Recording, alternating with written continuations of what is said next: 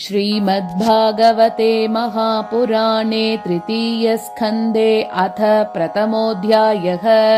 श्रीशुक उवाच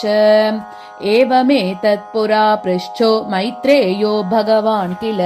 क्षत्रावणं प्रविष्टेन त्यक्त्वा स्वगृहमृद्धिमत् यद्वा अयं मन्त्रकृद्वो भगवान् अखिलेश्वरः पौरवेन्द्रगृहं हित्वा प्रविवेश आत्मसात्कृतम् कुत्र क्षत्तुर्भगवता मैत्रेयेणास संगमः कदा वा सह संवाद एतद्वर्णयनः प्रभो न ह्यल्पार्थोदयस्तस्य विदुरस्यामलात्मनः तस्मिन् वरीयसि प्रश्नः साधुवादोपबृंहितः। सूत उवाच स एवं ऋषिवर्योऽयं पृष्टो राज्ञा परीक्षिता प्रत्याहतं सुबहुवित् प्रीतात्मा श्रूयतामिति। श्रीशुक उवाच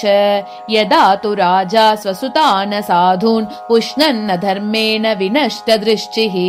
भ्रातुर्यविष्टस्य सुतान् विबन्धून् प्रवेश्य लाक्षा भवने ददाह यदा सभायां कुरु देवदेव्याः केशाभिमर्शं सुतकर्मगर्ह्यं न वारयामास नृपस्नुषायाः स्वाश्रैर्हरन्त्याः कुचकुङ्कुमानि द्यूते त्वधर्मेण जितस्य साधोः सत्यावलम्बस्य वनागतस्य न याचतोधात् समयेन धायं तमोजुषाणो यदजातशत्रोः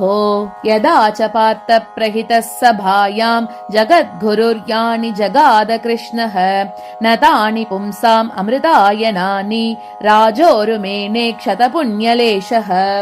यदोपहूतो भवनं प्रविष्टो मन्त्राय पृष्ठ किल पूर्वजेन अताह तन्मन्त्रदृशां वरीयान् यन्मन्त्रिणो वैदुरिकं वदन्ति अजातशत्रो प्रतियच्छदायं तितिक्षतो दुर्विषहं तवागः सहानुजो यत्र मृगोदराहिः स्वशन्नृषाय त्वमलं बिभेषि पार्तांस्तु देवो भगवान् मुकुन्दो गृहीतवान् सक्षिति देवदेवः आस्ते स्वपुर्यां यदुदेवदेवो विनिर्जिताशेष नृदेवदेवः स एष दोष पुरुषद्विडास्ते गृहान् प्रविष्टोऽयम् अपत्यमत्या पुष्णासि कृष्णात् विमुखो गतः श्रीः त्यजाश्वशैवं कुलकौशलाय इत्यूचिवांस्तत्र सुयोधनेन प्रवृद्धकोपस्फुरितादरेण असत्कृतः सत्स्पृहणीयशीलः क्षत्ता सकर्णानुजसौबलेन गयेन मत्रोपजुहाव जिह्मं दास्यासुतं यद्भलिनैव पुष्टः तस्मिन् प्रतीपः परकृत्य आस्ते निर्वास्यतामाशु पुराच्वसानः त इत्थमत्युल्बणकर्णबाणैः भ्रातुः पुरो मर्मसुताडितोऽपि स्वयं धनुर्द्वारि निदाय मायां गतव्यथो याधुरुमानयानः स निर्गतः कौरवपुण्यलब्धो गजाह्वयात्तीर्थपदः पदानि अन्वक्रमत्पुण्यचिकीर्षयोर्व्यां स्वधिष्ठितो यानि सहस्रमूर्तिः पुरेषु पुण्यो पवनाद्रिकुञ्जेषु अपङ्गतो येषु सरित्सरस्सु अनन्तलिङ्गैः समलङ्कृतेषु चचारतीर्था यदनेष्वनन्यः गाम्पर्यठन्मेध्य विविक्तवृत्तिः सदा प्लुतोऽधक्षयनोऽवधूतः अलक्षितः स्वैरवधूतवेषो व्रतानि चेरे हरितोषणानि इत्थं व्रजन् भारतमेव वर्षं कालेन यावत् गतवान् प्रभासम्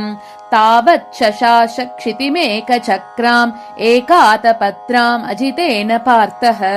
तत्रात शुश्राव सुहृद्विनिष्टिं वनं यथा वेणुजवह्नि संश्रयम् संस्पर्धया दग्धमतानुशोचन् सरस्वतीं प्रत्यगियाय तूष्णीम् तस्यां त्रितस्यो शनसो मनोश्च पृतोरथाग्नेरसितस्य वायोः तीर्थं सुधासस्य गवां गुहस्य यच्छ्रार्धदेवस्य स आसिषेवे अन्यानि चेहद्विजदेवदेवैः कृतानि नानायतनानि विष्णोः प्रत्यङ्गमुख्याङ्कितमन्दिराणि यद्दर्शनात् कृष्णमनुस्मरन्ति ततस्त्वतिव्रज्य सुराष्ट्रमृद्धम् सौवीरमत्स्यान् कुरुजाङ्गलांश्च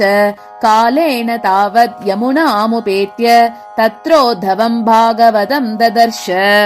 स वासुदेवानुचरम् प्रशान्तम् बृहस्पतेः प्राप्तनयम् प्रतीतम् आलिङ्ग्य गाढम् प्रणयेन भद्रम् स्वानामपृच्छत् भगवत्प्रजानाम् कच्चित् पुराणौ पुरुषौ स्वनाभ्य पाद्मानुवृत्त्येह किलावतीर्णौ आसातवुर्व्या कुशलम् विधाय कृतक्षणौ कुशलम् शूरगेः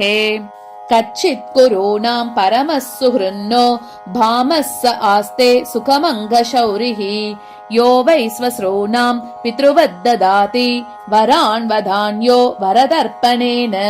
कच्चित् वरूथाधिपतिर्यदूनाम् प्रद्युम्न आस्ते सुखमङ्गवीरः यम् रुक्मिणी भगवतो बिलेभे आराध्य विप्रान् स्मरमादिसर्गे कच्चित् सुखम् सात्वत वृष्णिभोज दाशार्हकानाम् अधिपः स आस्ते यमभ्यषिञ्चत् शतपत्रनेत्रो नृपासनाशाम् परिहृत्य दूरात् कच्चित् हरे सौम्य सुतः सदृक्ष आस्ते घ्रणीरतिनाम् साधु साम्बः असूतयम् जाम्बवती व्रताढ्या देवम् गुहम् योऽम्बिकया धृतोऽग्रे क्षेमम् स कच्चित् युयुधान आस्ते यः फाल्गुणाल्लब्धतनूरहस्यः लेभेज्ञसादोक्षज सेवयैव गतिम् तदीयाम् यतिभिर्धुरापाम् कच्चित् बुधस्वस्त्यनमीव आस्ते श्वपल्कपुत्रो भगवत्प्रपन्नः यः कृष्णपादाङ्गितमार्गपांसुषु अशेषत प्रेम विपिन्न धैर्यः कच्चित् शिवम् देवकभोजपुत्र्या विष्णुप्रजाया इव देवमातुः या वै स्वगर्भेण ददार देवम् त्रयी यथा यज्ञवितानमर्थम् अपि स्विदास्ते भगवान् सुखम् वो यः सात्वताम् कामदुगो निरुद्धः यमामनन्ति स्मः शब्दयोनिम् मनोमयम् सत्त्वतुरीयतत्त्वम् अपि स्विधन्ये च निजात्मदैवम् अनन्यवृत्त्या समनुव्रता ये हृदीकसत्यात्मज चारुदेष्ण गदादयः स्वस्ति चरन्ति सौम्य अपि स्वदोर्भ्याम् विजयाच्युताभ्याम् धर्मेण धर्मः परिपाति सेतुम् दुर्योधनोतप्यत यत्सभायाम् साम्राज्यलक्ष्म्या विजयानुवृत्त्या किम् वा कृताघेषु अगमत्यमर्षि भीमो हि वद्दीर्घतमम् व्यमुञ्चत् यस्याङ्घ्रिपाथम् रणभूर्णसेः मार्गम् गतायश्चरतो विचित्रम् कच्चित् यशोधारतयूथपानाम् गाण्डीवदन्वोपरतारिरास्ते अलक्षितो यच्चरकूटगूढो मायाकिराथो गिरिशस्तुतोष यमावुतस्वित्तनयौ पृतायाः पार्थैर्वृतौ पक्ष्मभिरक्षिणीव रेमात उद्धाय मृदे स्वरिक्तम् परात् सुपर्णा विववज्रिवक्त्रात् अहो प्रतापि ध्रियतेऽर्पकार्थे राजर्षिवर्येण विनापितेन यस्त्वेकवीरोदिरतो विजिज्ञे धनुर्द्वितीयः ककुपश्च तस्रः सौम्यानुशोचे तमदः पतन्तम् भ्रात्रे परेथाय विदुद्रुहेयः निर्यापितो येन सुहृत्स्वपुर्या अहम् स्वपुत्रान् समनुव्रतेन सोऽहम् हरेर्मर्त्य विडम्बनेन दृशो नृणाम् चालयतो विधातुः नान्योपलक्ष्यः पदवीम् प्रसादात् चरामि पश्यन् गतविस्मयोऽत्र नूनम् नृपाणाम् त्रिमदोत्पतानाम् महीमुहुश्चालयताम् चमूभिः वदात् प्रपन्नार्तिजिहीर्षयेषोऽपि उपैक्षताघम् भगवान् कुरूणाम् अजस्य जन्मोत्पतनाशनाय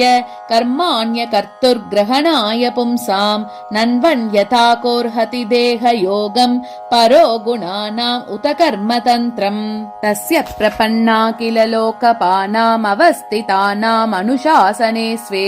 अर्थाय जातस्य यदुष्वजस्य वार्तां सखे कीर्तयतीर्थकीर्तेः